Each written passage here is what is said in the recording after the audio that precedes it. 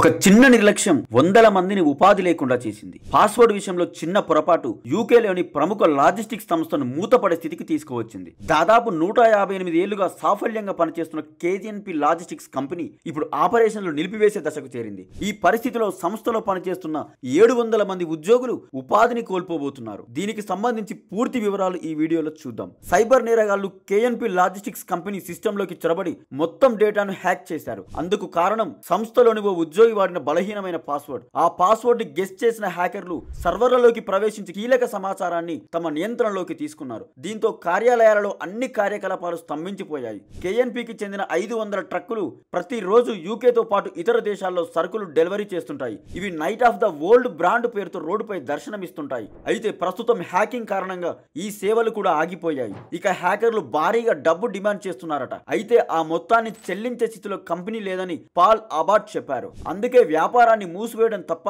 మరో మార్గం లేదంటున్నారు. హ్యాకర్లు ఎంత డిమాండ్ చేశారన్న విషయం ఆయన వెల్లడించినప్పటికీ సైబర్ నిపుణుల అంచనా ప్రకారం ఇది అకిరా అనే హ్యాకర్ గ్యాంగ్ పని అయి ఉండొచ్చని, వారు దాదాపు 50 లక్షల పౌండ్స్ డిమాండ్ చేసి ఉండొచ్చని చెబుతున్నారు. ఈ ప్రమాదకరమైన హ్యాకింగ్ ఘటన వల్ల 700 మంది ఉద్యోగులు ఉపాధి కోల్పోవడం ఇప్పుడు చర్చనీయాంశంగా మారింది. ఈ ఘటనతో పాస్వర్డ్ ప్రాముఖ్యత ఎంత కీలకమో మరోసారి వెలుగులోకి వచ్చింది.